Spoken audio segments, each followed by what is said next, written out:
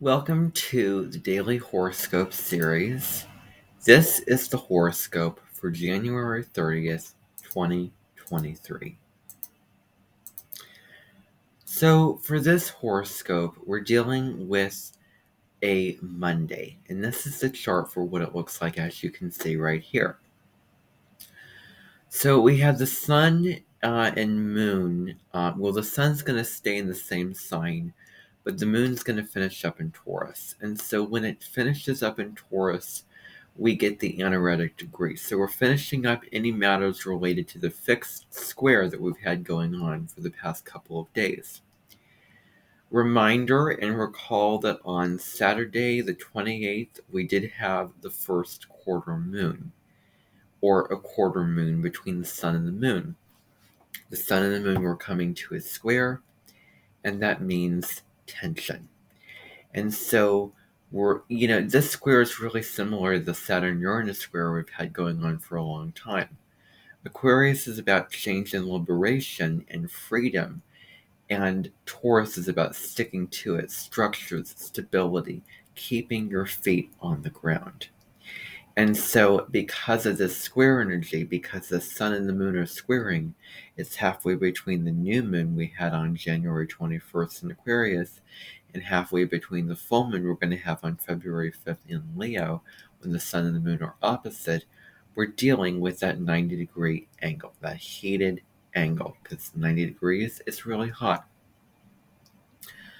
So, looking at the aspects and the general run through the planets, we did have Venus just recently enter Pisces on the 26th. That gives for dreamer, romantic, love, and Venus is exalted in Pisces. She feels on cloud 9 in Pisces and living her best dream, because Venus is love and relationships. Pisces is love of the divine, love of everyone in a really soulful way. So we're going to be dealing with themes of empathy and compassion and romance until February 20th. That will come really strongly for us. We have the sun in Aquarius right here, and we also have Mars in the sign of Gemini. So the sun and the moon, sun and Mars are trining. How do we want to show up in the world? How do we want to react and show our courage and strength and tenacity and communicate what we need to communicate? This is about being assertive and meaning what we say and following through, because Mars is action, exalted in Capricorn. Commitment is the sign of climbing up to the top of the mountain and committing to whatever it is you need to achieve. Any dream has to pay off in the end. And the Sun trine Mars makes for a really strong and assertive personality type with a strong, well-defined ego. So now, show yourself, be who you are, don't be afraid, go out in the world, do whatever you want to do. And, don't be inhibited with that. What we also have is, as I'm looking here, we have Venus in Pisces sextiling the moon in Taurus. And remember again that the moon's moving out of Taurus. It'll move into Gemini tomorrow. So that'll change the energy. Now we're talking about intellectual energy now.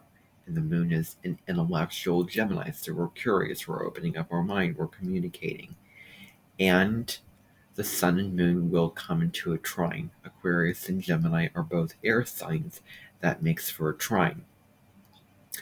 But with Venus and Pisces newlywed into that sign, sextiling the moon, now we can really get serious about how do we want to be emotionally nourished and nurtured in our relationships, which really matters to us in terms of values and how we want our quality to relationships. Is it fulfilling? That's the question. And does it meet our emotional needs? And does it stabilize us? Moon and Taurus. We also have that coming into the picture as well.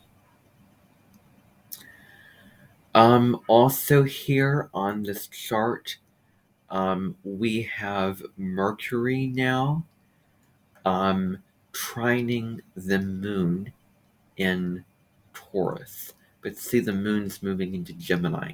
This means we're really grounded about our communication and getting stuff off our chest and establishing what we need to say and thinking about what would make us emotionally comfortable, too. We also have Pluto coming to, in a way, an angle here. Moon trining Pluto at the anaretic degrees of Capricorn. Remember that Pluto is going to move on to Aquarius in March of this year. Pluto in Capricorn is all about breaking down top-down structures, and the moon in Taurus is establishing peace and stability. So this is where we're really comfortable with power. We can be in our power. We can express and heal any negative or toxic pattern, and we can also head in new, brand new, and evolved directions and transform our soul inside ourselves. With the moon trine Pluto and an earth sign, we can be in our power, live more fully in our power, and focus on any desire that we have set foot. Who says that desire equals suffering all the time? So we have that aspect happening here. And then what do we have going on? We have something happening here with Aquarius. What is that archetype in Aquarius here, you may ask? Well, it's an unknown. And so we have Neptune, as you can see right here, Neptune on the moon. It's actually sextiling the moon because Taurus and Pisces are two apart from each other. Really getting serious about our spirituality, really getting serious about meditating and connecting to whatever our higher power may be. Here we have Jupiter just leaving behind the moon.